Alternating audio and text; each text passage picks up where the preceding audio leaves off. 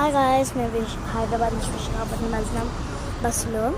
ఇక్కడ ఒక mini van ఇచ్చారు. ఆ బస్సులోకి ఎక్కి మెయిన్ స్టేషన్ దగ్గర తీసుకుని వెళ్తాం. అక్కడ మనం స్లీపర్ ఎక్కుతాం.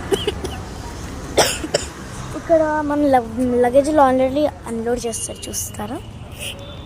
మా అన్న, మన లగేజ్లో మా అమ్మ, మా నాన్న అక్కడ ఆఫీస్ దగ్గరికి వెళ్ళారు. ఇదే బస్ స్టాండా లేదా అని అడిగడానికి వెళ్తారు.